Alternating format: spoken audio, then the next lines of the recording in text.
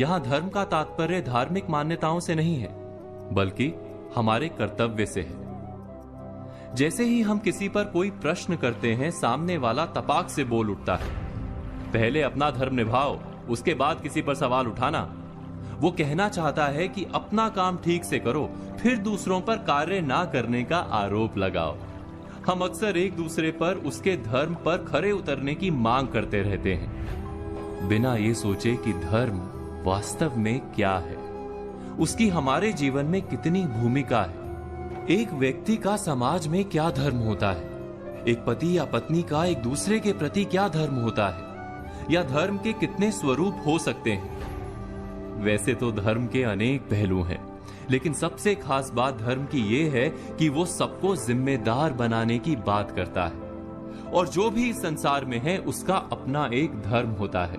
उदाहरण के लिए पेड़ का धर्म है छाया और फल देना, नदी का धर्म है जीवनदायी जल बनकर बहते रहना, बादलों का धर्म है जल बरसाना, और सूर्य का धर्म है प्रकाश देना। इसी प्रकार मनुष्य का धर्म है उदार होना, सदाचारी और सद्व्यवहारी होना। मनुष्य का एकमात्र धर्म है प्राणी मात्र के प्रति उदारता का व्यवहार। इसीलिए भारत में कर्म से अधिक महत्व सदाचार को दिया गया है। सद्व्यवहार ही धर्म है, क्योंकि इस सद्व्यवहार में कर्म, धर्म, नीति, ज्ञान सब शामिल है।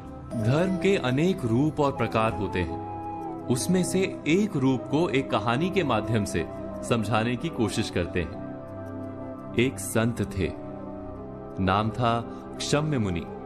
सहायता और सहनशीलता को उन्होंने अपना धर्म बना रखा था। एक दिन वो नदी से नहाकर निकले तो एक बिच्छू को पानी में बहते पाया। उनके मन में आया कि इस बिच्छू की सहायता करनी चाहिए। उन्होंने बिच्छू को पकड़कर बहती जलधारा से बाहर निकालने के लिए हाथ लगाया ही था कि बिच्छू ने अपने स्वभाव और अपने धर्म के अनुसार डंक मारा। मुनि की पकड़ ढीली पड़ गई, बिच्छू फिर से पानी में बहने लगा। मुनि ने फिर प्रयत्न किया, बिच्छू ने फिर डंक मारा। ऐसा कई बार हुआ। बिच्छू डंक मारता रहा, मुनि उसे उबारने का प्रयत्न धैर्य के साथ करते रहे। अंत में वे सफल हुए।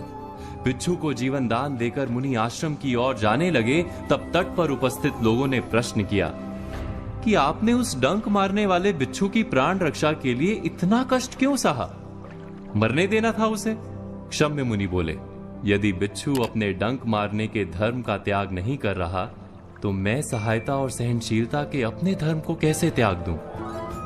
अपने धर्म पर चलते हुए कष्ट सहना ही तो तप और जीवन है। व्यास मुनि ने कहा है, संक्षेपात कथ्यते धर्मो जना किम विस्तरेण वा परोपकारा पुण्याय पापाय परपीड़नम। अर्थात, हे मनुष्यों, संक्षेप में हम तुम्हें धर्म का मर्म बताते हैं। परोपकार करना ही पुण्य कर्म है, धर्म है, और परपीड़ा ही पाप अर्थात अधर्म है।